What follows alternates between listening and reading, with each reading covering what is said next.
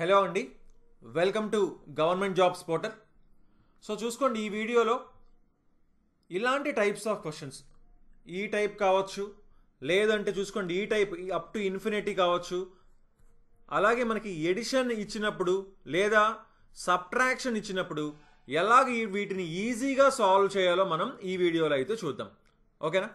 So first మనం చూసుకుంటే చూడండి, square root of 10 into square root of 10 into square root of 10 into square root of 10 అని ఉంది.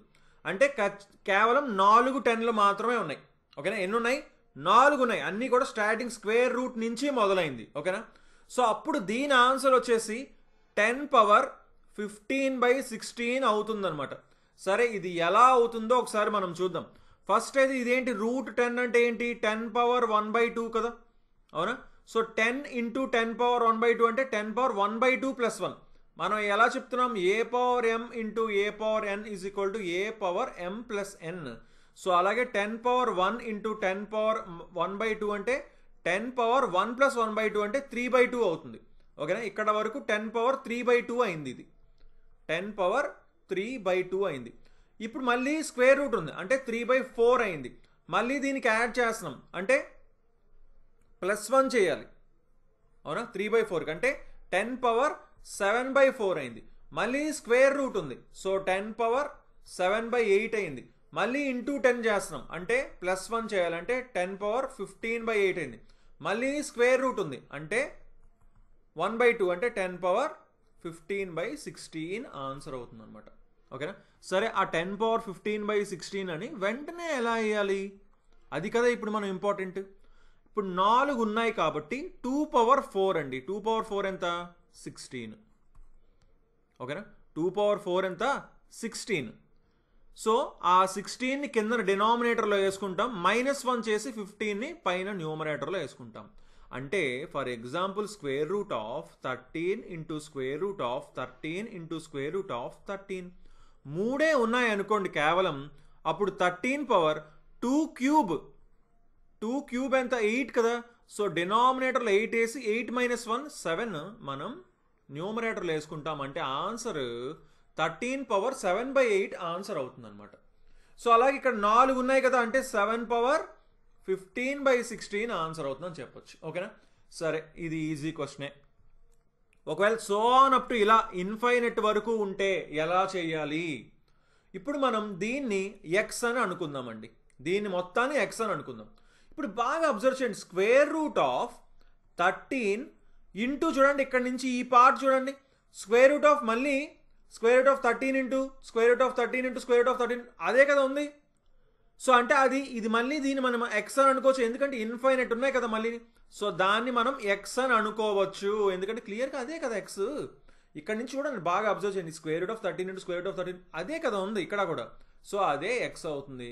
So X value అయింది. So రూట్ని అటుపక్క పంపిస్తే స్క్వేర్ అవుతుంది. So 13 into X is equal to x square అవుతుంది. ఎక్స్ స్క్వేర్లో ఎక్స్ టైమ్స్ పోతుంది, అంతేనా? So అప్పుడు ఎక్స్ ఈజ్ ఈక్వల్ టు ఎంత అయింది? 13 అయింది. అంటే క్లియర్గా square root of 13 into square root of 13 into square root of 13 into so on up to infinite ఉంటే ఆ ఆన్సర్ ఏమవుతుంది? ఆ 13 అవుతుంది. సో అంటే ఇప్పుడు చూడండి, 27లు ఉన్నాయి అనుకోండి అన్నిటికీ, స్క్వేర్ రూట్ ఆఫ్ 27 ఉంటుంది, స్క్వేర్ రూట్ ఆఫ్ 27 ఇలా అనుకుంటే ఆన్సర్ 27 అవుతుంది. ఇలా 76లు ఉంటే ఆన్సర్ 76 అవుతుంది. ఓకేనా? సో అలాగే నెక్స్ట్ మోడల్ మనం చూద్దాం. ఒకవేళ ఇలా ఇస్తే క్వశ్చన్ ఏం చేయాలి?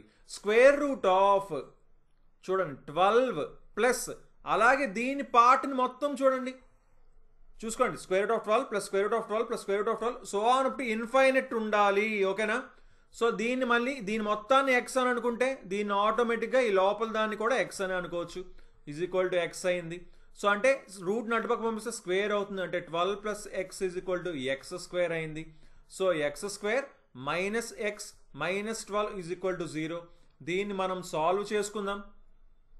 ఏమని సాల్వ్ చేసుకోవచ్చు? X square minus 4x plus 3x minus 12 is equal to 0 అని రాసుకోవచ్చా? X into x minus 4 plus 3 into x minus 4 is equal to 0.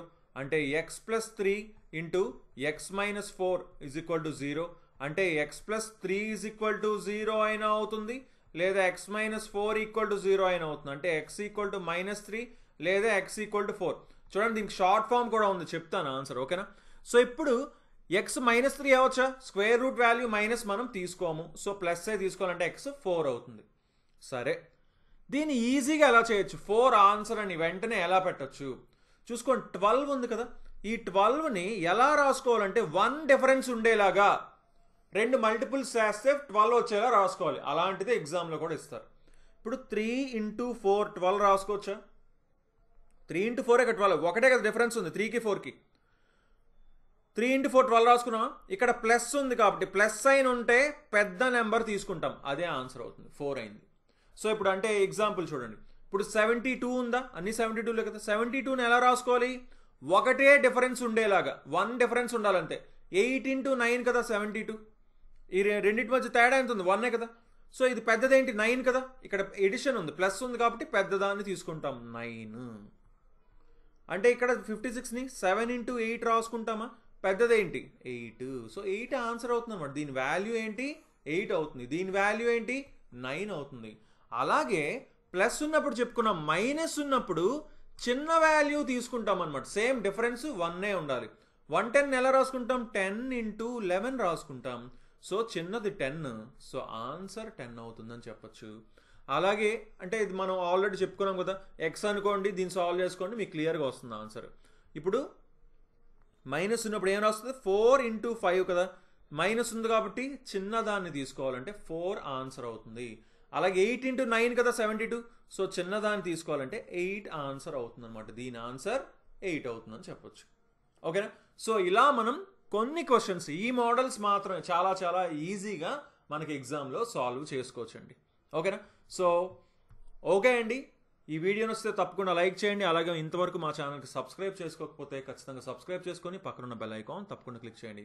So okay then, thanks for watching and have a nice day. Bye.